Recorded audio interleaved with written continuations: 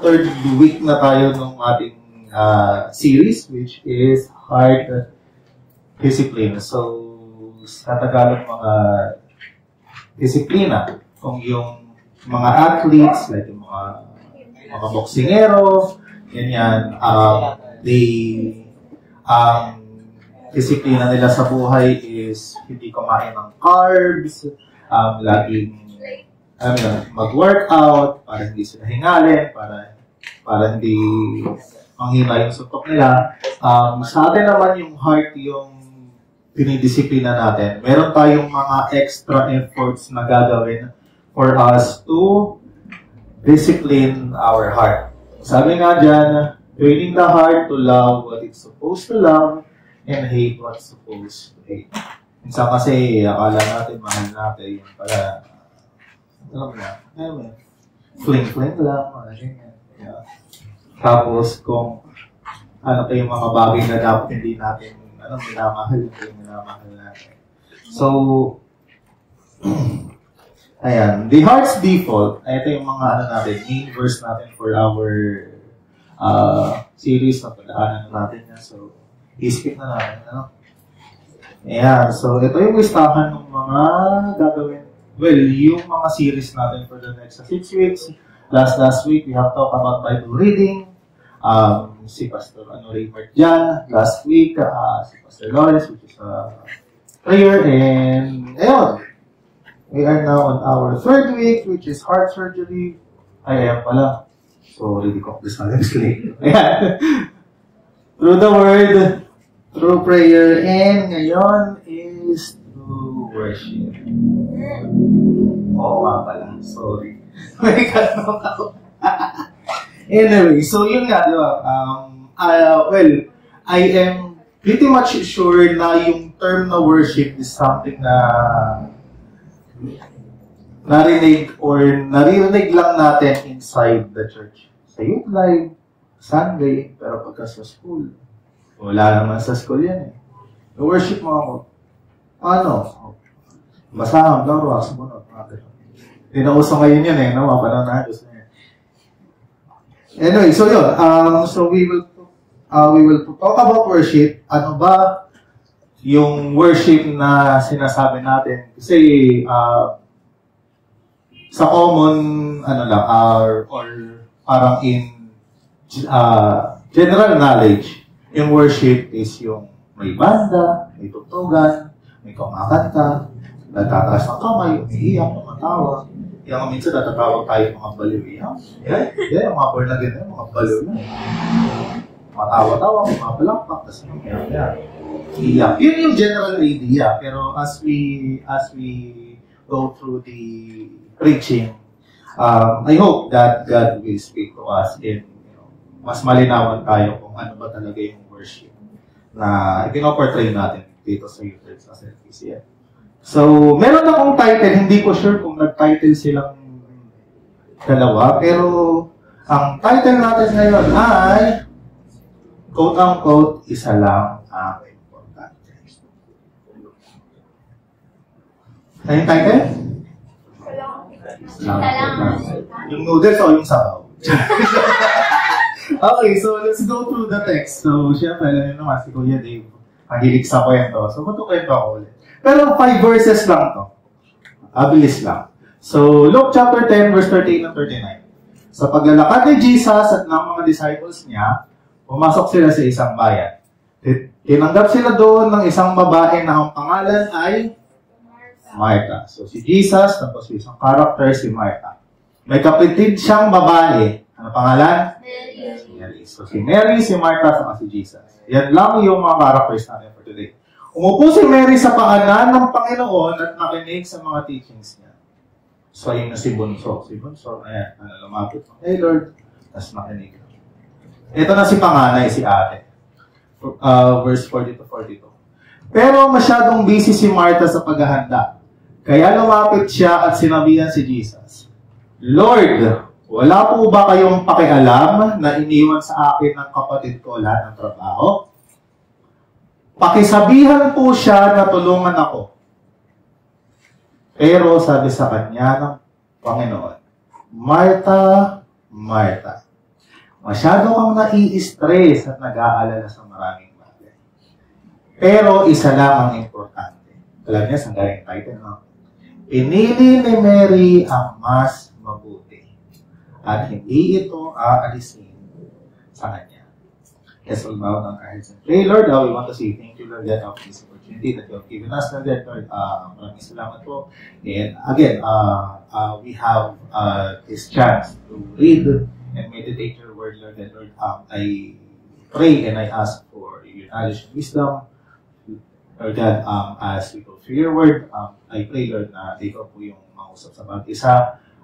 I pray, Lord, na hindi lang ito basta magiging information sa utak namin, Lord God, because, Lord God, ito ay tatanong sa puso namin at mag-bear ng fruit. The preaching of your word, we bless you, we honor you. In Jesus' name we pray. Amen. So, wala lang intro. What is worship? Sa Tagalog, pagsamba. So, pagka nag-worship ka, ang ibig sabihin lang nung may sinasamba. So, worship is our response to something or to someone that we love so much and we cannot live without.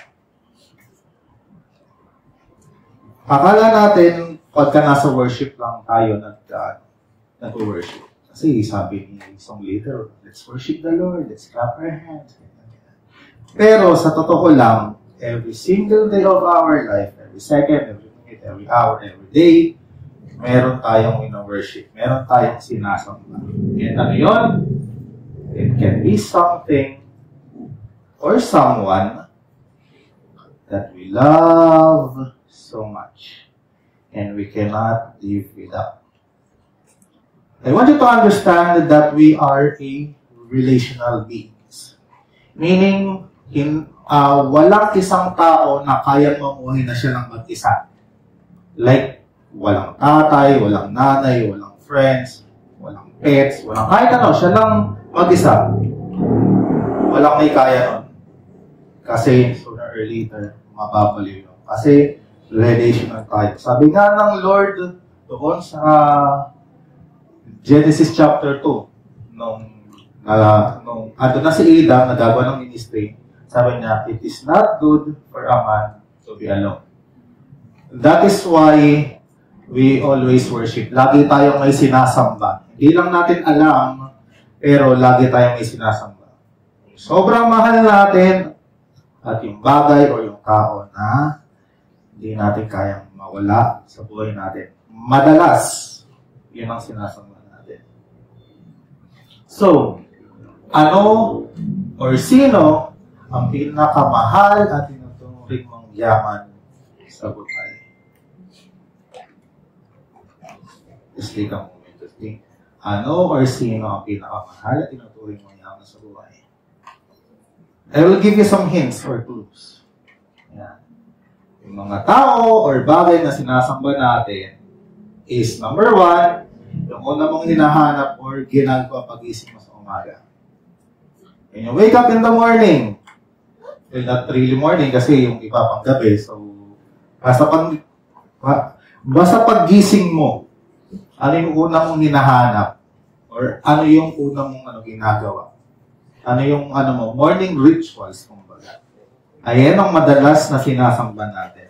I will use the word samba kasi parang mas madaling maintindihan. Yung madalas na sinasamba natin, madalas na worship natin. Ano pa? Ito yung bagay or tao na excited kang makita, makahawakan, makausap, etc. Number 3. Okay lang naman sa comfort zone, basta para sa kanya or para dito. Susungkitin ko mga bituin. Mga ganyan-ganyahan. Okay lang mag-entay, si crush naman yan eh. Pero sa school, sa youth life, sa church, laging late. Pero pagka dito, okay lang mag-entay. Kahit malamig, maliligo ako, may date kami. Yeah, pero pagka umuulan, nakatawag maligo. Okay lang ako ba sa comfort zone kasi mahal natin yun eh. Hindi natin kaya. Sinasamba natin yan eh. So we are more than willing to get out of our comfort zones. Para lang dito sa sinasamba natin. Ano pa? Nagbibigay saya at kulay sa buhay. Dito. Ayan. So may idea na ba kung sino or ano yung mga sinasamba natin sa buhay natin? Base dyan sa mga yan. Let me give you a list. Ay, ayan. Ayan. Number 1, kaya ka na sinabi ni Mark, gadgets. Facebook, IG, X. Yung Twitter yan ha, hindi yung X mo ha. TikTok, games, etc. Diba? Ako dati, dahil sa sobrang addict ko sa ML, pag-busy ko pa lang. Launch attack. Ganun kagad ako dati. Sabi ko, hobby ko lang to, hobby. Tapos yun pala, di nakapag-basa ng Bible, yung sinap ako rin. Ayan. Friends. Best friends. Ayan, magkaiba yan eh. Yung friends saka best friends, magkaiba daw yan eh. Ayan, ako pakilala yung best friend. Best friend daw. Anyway. Ayan, yung mga tropa, yung mga tropang geng-geng. Ayan, mga sinasama natin yan. Lagi natin sinasamahan eh. Diba? Pero punta tayo yung live. Okay, tinatamad ako nga. Ganun ba? Sige, di na lang pupunta. Kuya, di ako makapunta ng YouTube kasi busy ako eh. May ginawa ako eh. Tapos, uminom lang pala kagabi or nagpuyat lang kagabi. Ayan, may date kagabi kaya nakapunta ng YouTube. Ayan, ganyan. Coffee buddies. Uy, magkakape lang tayo. Etc. Ito, favorite ko ng number 3. Kain, tulog, habit.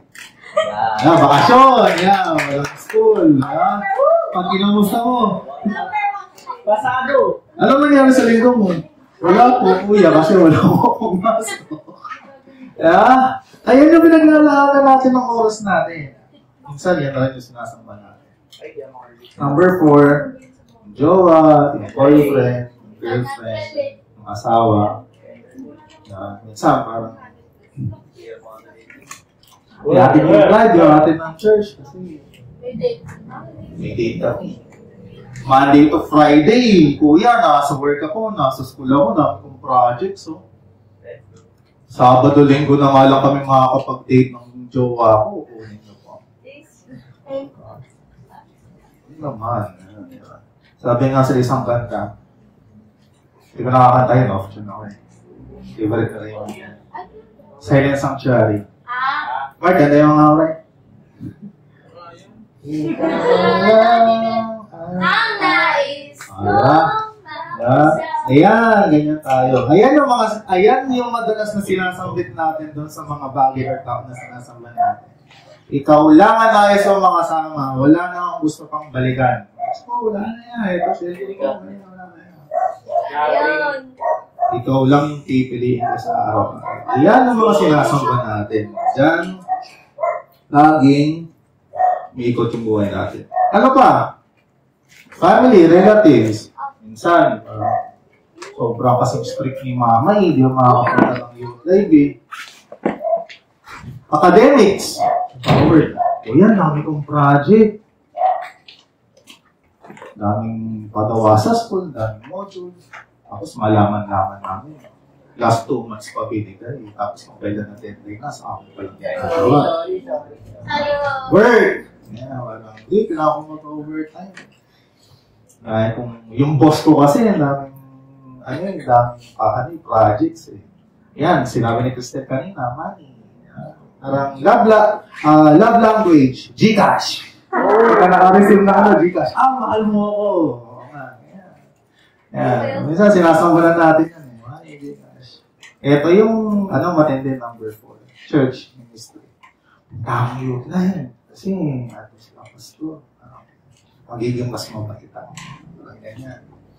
Minsan nakala natin na pupunta tayo ng church, kasi mahal natin si girlfriend niya. Pero, i-explain ko kung bakit minsan yung church or yung ministry na yung sinasamba natin at hindi talaga si Lord.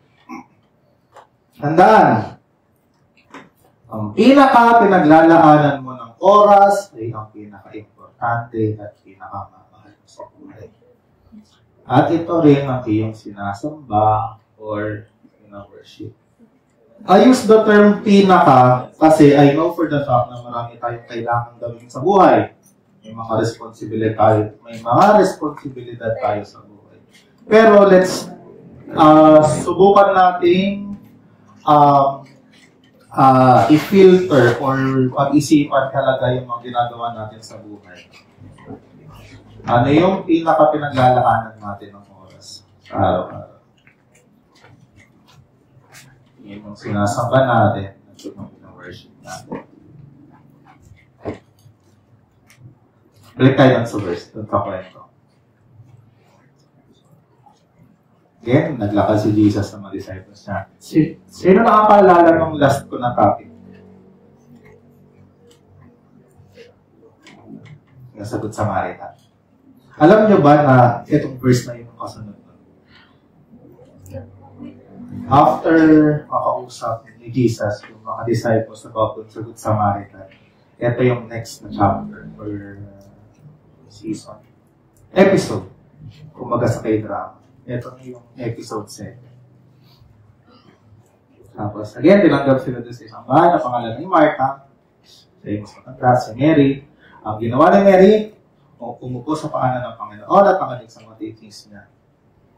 Verse 40-42, pero masyadong busy si Martha sa paghahanda kaya lumapit siya at sinabihan si Jesus, Lord, wala po ba kayong pakialam na iniwan sa akin ng kapatid ko ang lahat ng trabaho? Sino sa inyo may ating ganyan?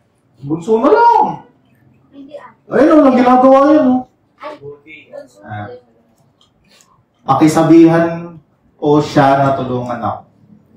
Pero sabi ng Panginoon, Martha, masyado kang nai-stress at nag-aalala sa maraming bagay. Pero isa lang ang importante. Pinili ni Mary ang mas mabuti. At hindi ito aalis sa kanya. So may tanong ako, itong mga, yung mga pinag-usapan natin kanina, yung mga bagay na ginagawa natin araw-araw. Mali ba yan?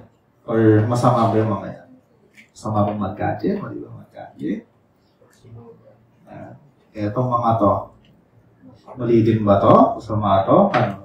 Dapat ba mag-resign na ako? Dapat ba hindi na mag-aral? At wala ng pera? Dapat ba din ako mag-church? Lagi nga ako napapunta sa church eh. Kaya ako napapunta sa iyo. Masabi mo na yan. Actually, hindi naman. Kasi nga, responsibilidad natin yung mga yan. Pero, ito kasi ang problema.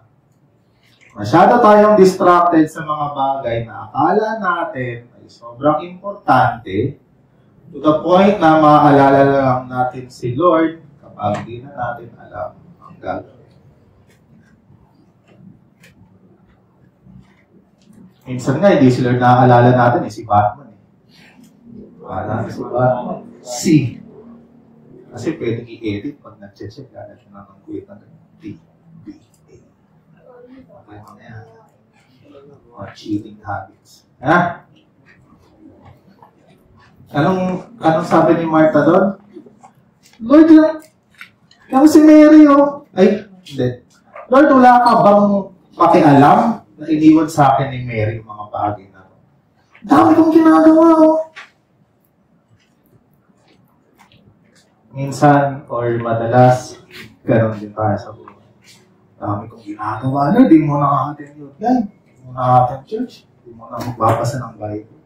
Kailangan kong tapusin ito eh.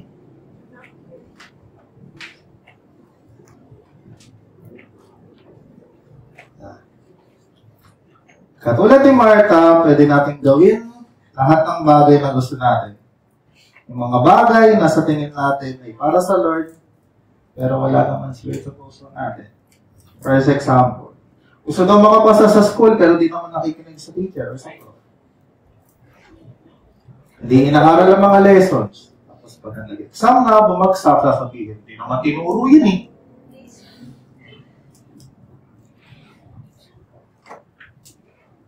Which is, I think, sometimes nangyayari naman siya talaga. Pero all the time, ganun ng reason. Baka nag-cutting ka, baka di ka lang nakinig. Hindi naman masama ang pag-aaral, di ba? Hindi, para sa Lord ko, kuya, mag-aaral ako. Ito rin nag-aaral ng mabuti. Ano ba? Ayaw masaktan sa pag-ibig, pero kung sino-sino ang ginojowa. Ano, ginagawang crush. One-sided love. Ay, kuya, ang jowa ko. Hindi talaga jowa mo. Alam niya? Hindi, ako lang. Tapos, kapag nagkaroon ng jowa yung crush, kuya, broken hearted ako. Di mo na-attend. Ang sakit eh. Ha? Ito pa isang example. Uma-attend ng church or youth service, pero di naman makasahan ng magulang sa bahay. Ano? Kasi laging wala. Hoy, naglalaba ako. Diba? Ma-attend ako sa church. Tapos, madalas ng mga kalinyahan ng mga magulang. Kung kailan na nag-church ka, sa kita di makasahan dito sa bahay. Church ba talaga pinupuntahan mo? Ano, laging wala eh. Minsan pinapaalam ang church pero di naman. Hoy, di Pupunta ng youth life or ng church. Pero di naman nagbabasa ng Bible sa bahay. Di nagde-devotion. Eh, kuya, punta ako sa youth life para sa Lord to. Dito Friday, di naman nagpe-meditate ng word. Nasaan si Lord doon? Si Lord ba talaga ang sinasamba natin kapag pumunta tayo ng youth life, tapos di tayo nagde-devotion, di tayo nababasa ng Bible, dito Friday. Baka yung youth life na yung sinasamba natin nun. Baka yung mga pastor na sa youth life na sinasamba natin nun. Baka yung ministry na yung sinasamba natin nun, hindi na si Lord. Tumutog-tog ang maawit sa worship team, pero tuwing Sabado, Linggo lang.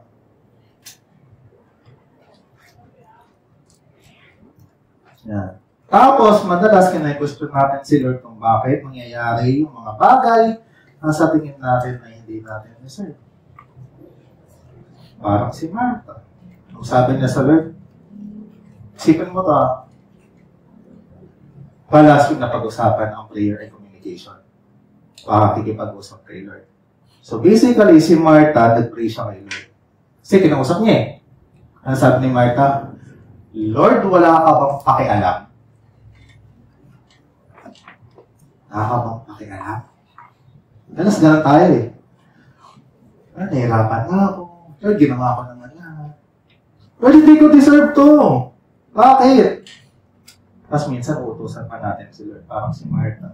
Sabi ni Martha, pakisabihan nga po yan si Mary na tulungan ako. Minsan, ganun din tayo ka-demanding kayo. Lord, kailangan ko ng ganito, kailangan ko ng ganyan. Kailangan ko ng jowa, kailangan ko ng iPhone. Kailangan ko ng TikTok. Kailangan ko samahan yung tropa ko. Kasi feeling ko, doon ako bilong. Pag wala yung mga tropa ko, donor ako. Or what? Lord, kailangan ko yung ministry. Kasi pinapalakpakan ako.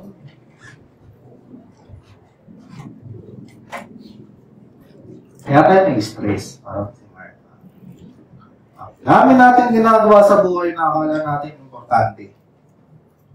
Ano importante ba talaga?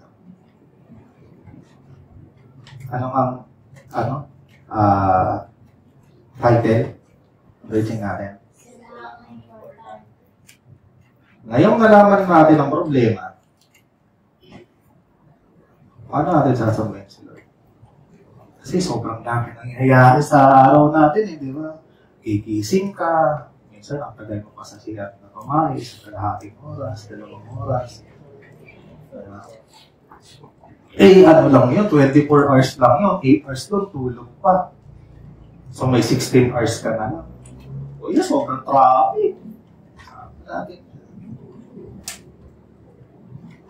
Ano natin sasabihin sila? Sobrang dami ng dapat natin gawin sa buhay. And again, hindi ko i-disregard na masama yun. Kasi hindi naman i-disregard ni Lord na mali yung ginagawa ni Martha. Sinabi ba ni Lord na, huwag mo munang gawin kasi yan. Ano siya sinabi mo eh? Masyado ko may stress. Eh, tanong pa natin sasabihin si Lord. I will give you 2 verses. Romans 12:1. Saka 1 Corinthians 10:13. Kaya i-explain ko yan in the next succeeding slides. So, Romans 12 verse 1, I appeal to you, therefore, parang nakikiusap si Paul dyan. Please, utang na loob, sabi niya. Brothers, hindi ka magkakapatid tayo. Kapatid! Hindi lang to yung,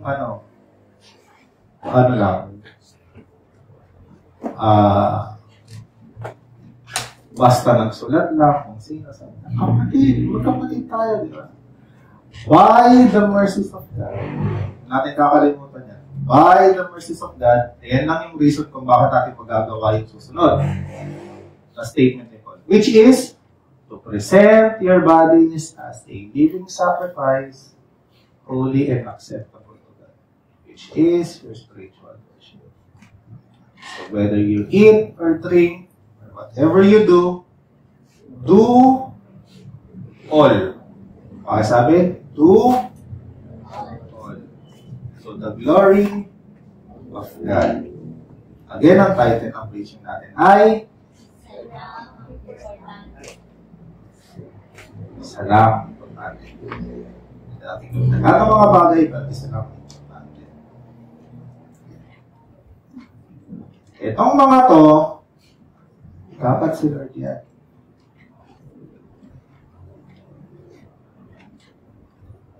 Nang hinahanap pag ginagawa pag-gising mo sa umaga. Gising mo, Lord, thank you, may bago na naman akong umaga. Bakit? Kasi how sure we are na may next week yung flight pa? How sure we are na pagka natulog tayo mamaya, magigising pa tayo? How sure are we na sa mga sandaling ito, 4:30, may 5:30 pa, may 5 o'clock pa. How sure are we? Nothing is certain. Yan. Dapat, ang unang hinahanap natin, si Lord. Dapat si Lord yung excited tayong makita, pero huwag naman sana agad. Pero mahawakan, makausap, etc. Ang essence niyan is yung ma-experience ba? Makabanding, makausap, ma-encounter. Ayan ang favorite term ko yan. Kasi madalas naririnig lang naman natin na, si Jesus, si Jesus, pero di naman natin nararanasan sa buhay natin si Lord. Yan yung reason kung bakit madalas kapag tinatanong tayo nila Kuya Raymond, nila Kuya Lawrence, about salvation, about gospel. Kasi, alam lang natin, pero di natin nararanasan sa buhay. Ang problema, makakalimutin tayo tao. Kaya itong mga sinasabi ko ngayon, bukas makakalimutan yan.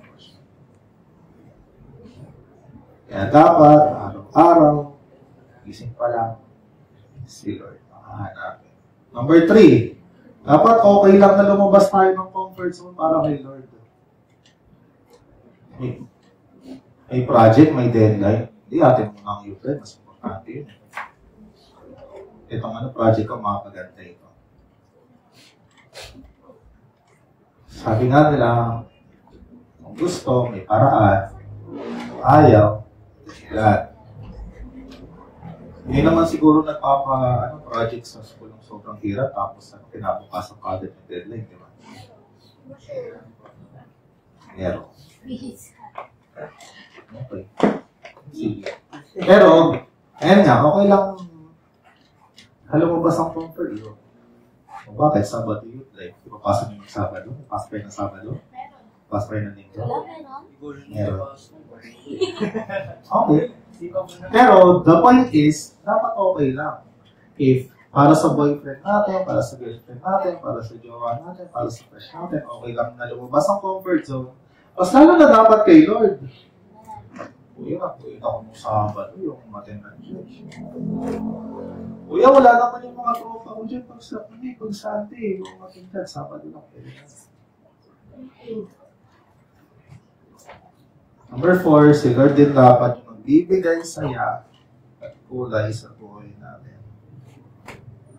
Habang nakatulala, humihigop ng kape na puso natin, si Lord at papasalamat. Ganun. Hindi yung umiikot na ng kape, ganyan. Nagkukuya-kuy ka sa umaga. Tapos iniisip mo, paano kaya ako sasagutin ni Crush? Anong latest ng baby? So, dahil si Lord na, itong mga nasa listahan to, at dahil si Lord na rin yung reason kung bakit tayo nag-aaral, dapat nakikinig na tayo sa prof natin, sa teacher natin sa school. Dapat nag-take down notes tayo, hindi tayo ipagtatalang kung kanino, hindi tayo nagkakating, hindi ko sure kung uso pa yun, pero malamang sa malamang, malamang sa practice. Kaya sa public, diba? Diba? Ito lang isipin nyo, sa buong school year, huwag naman sanang may nag-cutting, no? Pero sabihin natin nag-cutting kayo sa lang beses. Pero pinasa ka pa rin ni Lord. Yun! Pasado! Diba? Diba? Pinasa? Tapos hindi mo maalala si Lord. Anong sa tingin na ano sa tingin nyo mararamdaman ni Lord? Kung sa inyo ginawa yun, nag-effort ka, naligo ka, nag-brush ka, diba? May chocolate ka, may flowers ka, mag-date kayo, tapos ending. Iba yung kinatag. Ayun! Push guys! Diba?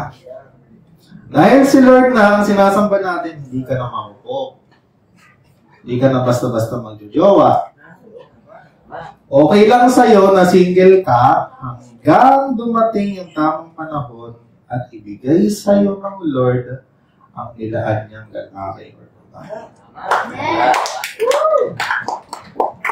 Namamahalin ka, hindi pa tapos ka, namamahalin ka at mamahalin mo habang buhay. At sabay ninyong sasambahin.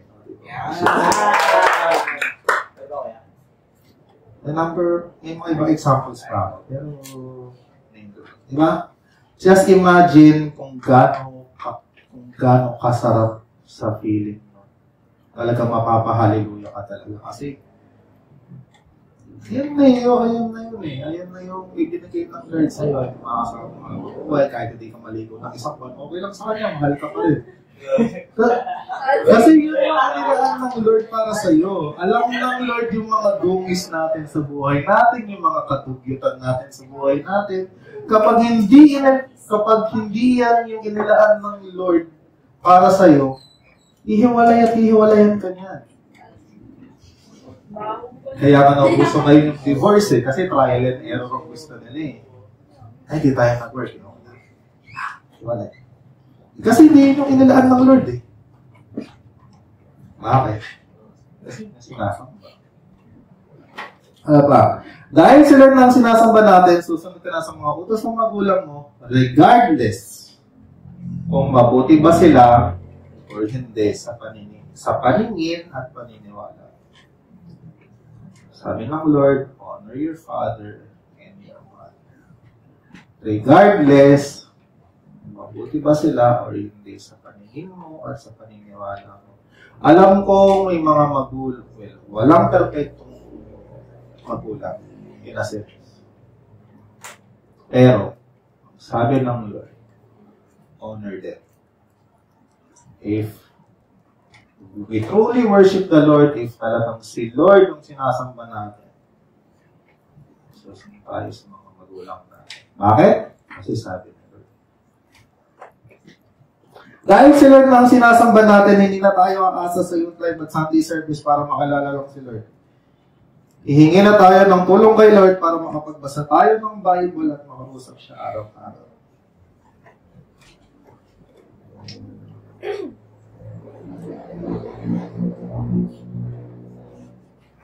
Kaya naman okay lang kahit hindi umatin ng youth life, paminsan-minsan. As long as nagbabasa ang Bible, weekdays. Ang problema, hindi. Kaya ka laging sinasabi ni Kuya Rayma, hanggat maaari pumunta kayo ng Sabado. Bakit? Kasi Monday to Friday din namin alam yung ginagawa niyo. At least pag Sabado, alam namin, nasa church kayo. Alam namin, nakikilala niyo sa Lord. alam namin na somehow, within the week, nakakonect kayo kay Lord. Pero from Sunday to Friday, kung si Lord talaga yung sinasamba natin, kung si Lord talaga yung worship natin, kung si Lord talaga yung pinaka-pinaglalaanan natin ng oras, 24 hours is more than enough to do everything, lahat ng responsibilidad natin sa buhay, and yet makapagbasa at makilala siya. Dahil si Lord na ang sinasamba natin, siya na palagi ang magiging dahilan ng lahat ng desisyon at bagay na gagawin natin sa mga araw-araw. Si Lord na ang reason kung bakit natin ginagawa ang mga bagay-bagay sa araw-araw. Dati, pagka minura ka, mumurahin mo rin. Ngayon, si Lord na yung worship mo. Hindi na. Mumurahin. Bakit? Kasi si Lord na nga yung worship mo eh. Si Lord na yung sinasamba mo. Sinasamba mo si Lord. Yung mga bagay na ginagawa mo dati ay yung nagagawin. What do I mean by that? Ito. Psalms 37 verse 4. Delight yourself in the Lord, He will give you the desires of your heart. Medyo misleading sa English language, so i-explain ko lang ng konti. Delight yourself in the Lord, that only means that you will spend time with the Lord. Wala ka ng excuses na lagi kong ginagawa sa buhay. You always prioritize God above all else. And He will give, pag ginawa natin yun, He will give you the desires of your heart. Kapag tinagalog natin, ang ibig sabihin ko yan, o yan lahat ng gusto ng puso mo, ibibigay ng Lord. Hindi. Kasi ginawa mong Jimmy si Lord. Parang, Lord, magbabasa ako ngayon.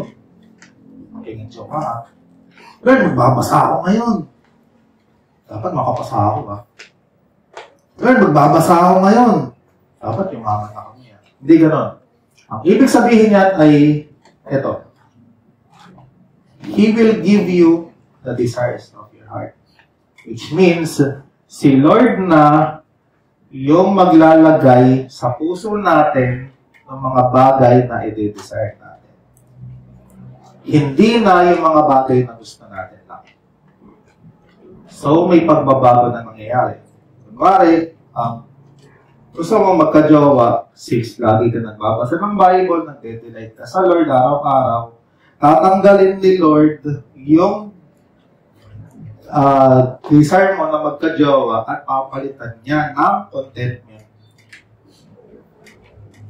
na magiging desire. So there's an exchange that will happen. Si Lord na yung magbibigay ng gugustuhin ng puso mo. Galing na kay Lord yung mga bagay na gusto. Kasi nga selfish tayo.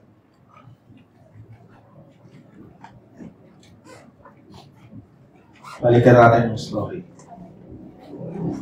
Nalakad ni Jesus at ng mga disciples niya, pumasok sila sa isang bayan. Tinanggap sila doon ng isang babae na ang pangalan ay Martha. Napag-usapan natin sa Martha kanina. May kapatid siyang babae, si Mary. Umupo si Mary sa pakanan ng Panginoon at makinig siya sa mga teachings niya. So, ang senaryo, nagpunta doon si Jesus, si Martha, puro reklamo. Si Mary ito ginawa. Umupo sa pakanan ng Panginoon at makinig sa mga teachings niya. 42. Ito yung sinabi ni Martha. Pero anong response ni Lord doon sa mga reklamo ni Martha? Sa mga reklamo sa buhay? Martha, masyado ang nai-stress at nag-aalala sa mga bagay. Pero, isa lang ang importante. Pinili ni Mary ang mas mabuti at hindi ito aalisin sa kanya. Mas pinili ni Mary na unahin sila sa mga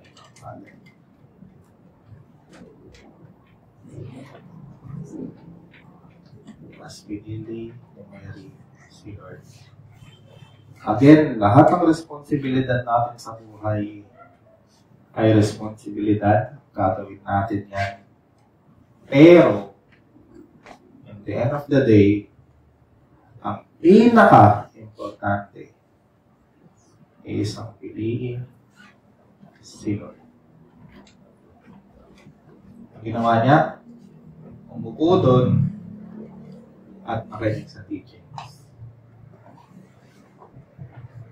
Sinantabi muna ni Mary ng ibang mga bagay at nag-focus naman siya sa Lord. Ngayon, sa youth life, nagsasalita sa harap. Tapos pipiliin natin. May project pa ako sa bahay. Ako, may lupos pa sa akin si mama sa bahay. Ako, may labanan pa ako. Ako, ganito. Ganun yung si Martha eh. Pagkalaman mag-speak ni Kuya, oras na ako. Pero ang pinili ni Mary is nakinig siya. So, nag-focus lang siya sa Lord. Anong sabi ni dito? Anong sabi ni Jesus? Pinili ni Mary ang mas mabuti. May comparison. At hindi ito aalisin sa kanya. Yung mga hobbies natin, okay yan. Walang masama dyan. Hindi namin kayo babawalan dyan. Pero, dapat siguro unahin natin. Alam niyo naman siguro kung bakit, no? Kasi lagi naman sinasabi ni Kuya Raymond at knowledge yan. Ang gasket. Diba? I-imagine nyo pa nga lang yung sakit pagka nagkaroon ng jowa yung crush niya. What more si Lord na binigay yung buhay niya para sa atin. What more si Lord na minahal tayo despite of all of our iniquities, mga pagkukulang, mga kadugitan sa buhay, mga kakulangan, faithfulness, unforgiveness, pagiging matigas ang mukha, pagiging matigas ang ulo. Tinanggap lahat ng Lord yun. And yet, wala tayong time sa Kanya.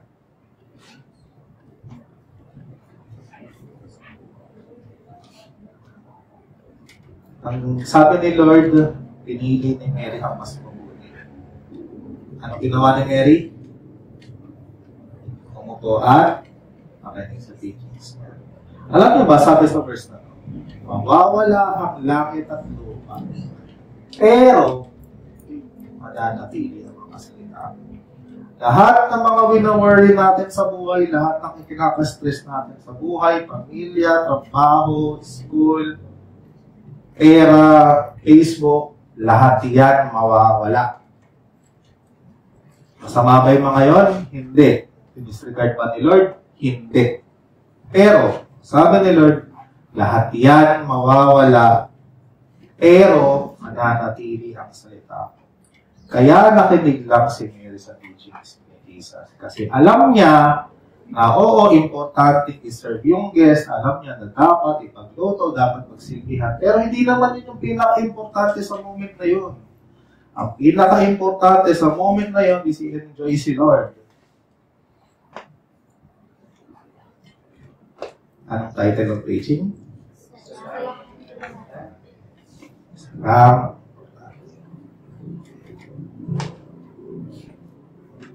Sabi nga ni Solomon, parang everything is meaningless. Si Solomon, siya lang naman yung wisest man that ever lived. Siya sa mga pinakamayaman na king before. Yung mga Beanie, yung mga BTS, o siya mga K-pop, mga Hollywood action star. Kaya niyang bilhin lahat yan. Pero sabi niya, everything is meaningless. It's like chasing after the wind. Imagine mo, hinahabol mo yung hangin. Parang ganun daw yung feeling. Or ayun yung naramdaman ni Solomon after he have experienced all the things that neighbors have asked for. Siya yung tinutukoy sa kanta ni Daniel Padilla na nasa kanya ang lahat. Sa'yo na ang lahat. Solomon yun. Literal, babae, kayamanan, bahay, lupa, ari-ari. Lahat nasa kanya. Pero ang sabi niya, everything is meaningless. Bakit? Sabi nga sa verse, wala ang langit at lupa. Pero, nanatili ang salita ko. Eh, paano pagka nag-rapture na? Hindi mo sabi. Tayo mabasa ng word. Hindi natin siya tinitigis pang araw-araw. Isa lang ang importante. Pinili ni Mary ang mas mabuti. Hindi ba alis mo tayo?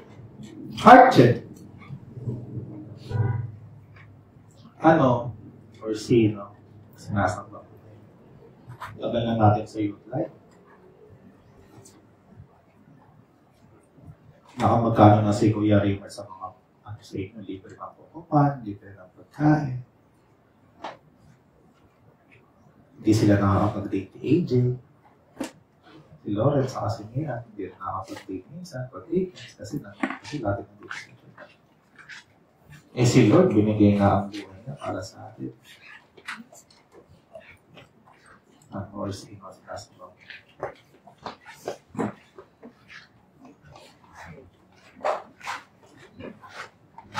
I will end with this. The way we live our life is our worship to our Lord and Savior.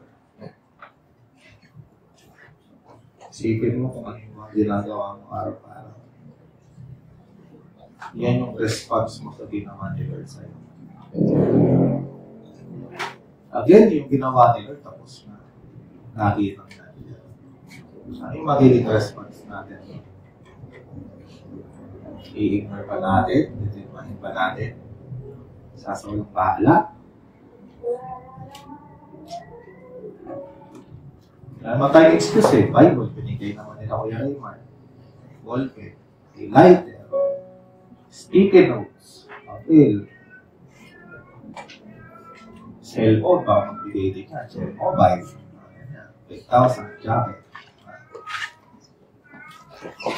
May wifi dito sa church. Pwede ka magharap ng cellphone. What hinders us to worship the Lord? What hinders us para sambahin siya? What hinders us para unahin siya sa buhay natin araw-araw? Hindi ko masasagot yan. Kayo lang. What hinders you in worshiping the Lord?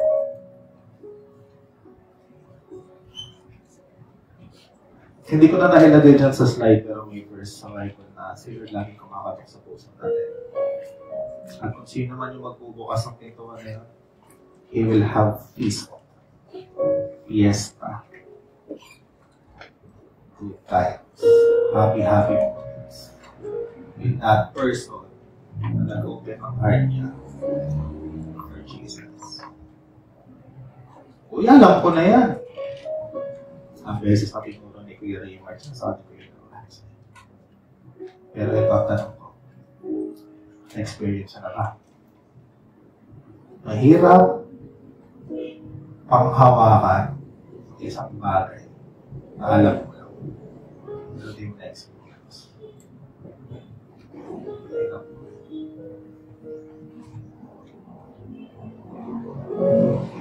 How certain we are na may bukas.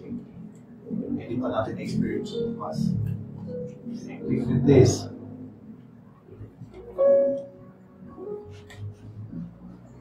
Now, as I pray, I want you to communicate with the Lord. Pakala kung gusto niyo mag-usapan. Pero let's take this time, this opportunity, na i-lay down natin sa Kanya lahat. Lahat ng mga gusto natin sabihin. Masaya ka, waiting ka, Lord, thank you. Kung medyo malambot ka, medyo nasasaktan ka, Lord, yakap naman mo. Medyo masakit ka naman. All I'm asking is, spend time with the Lord. Right now. Imagine nyo yung story. Ngayon. Diyan na sila, pumasok. Magiging si Martha ba tayo? Magiging si Mary. Let's all bow down our heads and pray. Lord, we ask for your presence, Lord, that we in this place, Lord God. We ask for your covering, Lord God. We ask for forgiveness sa mga nagawa namin kasalanan, Lord God. We acknowledge, Lord God, that you have already forgiven us by the blood of Jesus Christ. Lord, maraming salamat nga po, Lord God. Lord, we are so thankful, Lord God, that even words cannot express, Lord God, yung nararapat na response namin sa pag-ibig mo sa amin, sa pag-ibig mo sa amin, sa lahat ng ginawa mo. For us to have this privilege to have an access directly to your presence. Lord, maraming salamat, Father. I pray, Lord, sa mga anak mo na naririto, Lord God. You know, Lord God, you know them personally, Lord. Lord, alam mo yung mga nagdadaanan mo nila sa buhay. Alam mo kung ano yung mga kailangan nila sa buhay.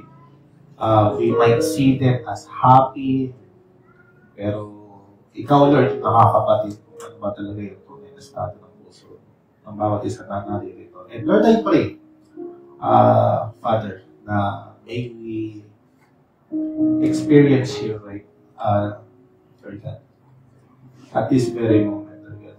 Lord, I pray and I ask, Lord God, na ma-experience ka namin, Lord God, ma-encounter ka namin as we talk to you, Lord God, as we lay down our hearts before you, Lord God. Ikaw po yung mausap sa amin. Ikaw po yung mag-comfort sa amin.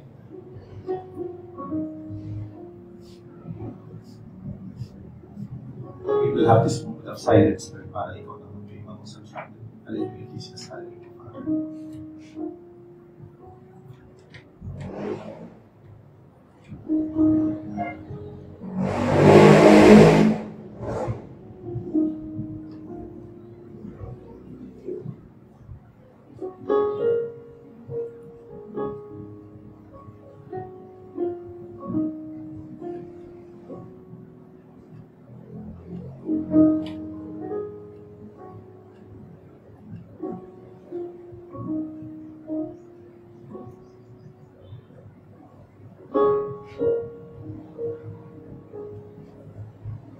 Lord, we acknowledge your blessings, your love, Lord, that in this place, Lord. Lord, maraming salamat po, Lord, that dahil we have, Lord, that this privilege that ma-access your presence, Lord.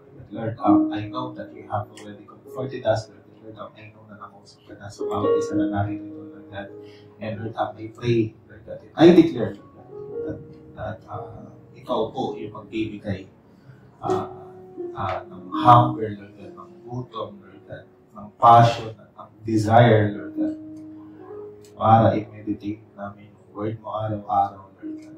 Tanggalin mo lahat ng excuses sa puso namin, Lord God. Ikaw, Lord, or palitan mo yun, Lord God, ng uhaw, ng pagkagutom, Lord God, para makilala ka namin araw-araw, Lord God. Alam ko, Lord God, na marami kami responsibilidad sa buhay, Lord. But Lord, we ask for your help, Lord God. Ikaw po yung tumulong sa amin para ma-manage namin yung responsibilidad namin sa buhay. At ikaw pa rin, Lord God, yung pinaka-importante na responsibilidad namin sa pang-araw-araw, Lord. I pray, Lord God, sa magiging small group, Lord God, sa mga nananagipan ng oras, Lord. I pray na ikaw po yung mapapurihan, mapasalamatan, Lord God. Ikaw po yung maitaas sa small group namin, Lord. And Lord, I pray na if meron mga questions, Lord God, na hindi na itakil, as we heard your word, Lord God, I pray, Lord God, na ikaw po yung magbibigay ng sagot as we do our small group. Lord, we bless you and we honor you. In Jesus' name we pray. Thank you, guys.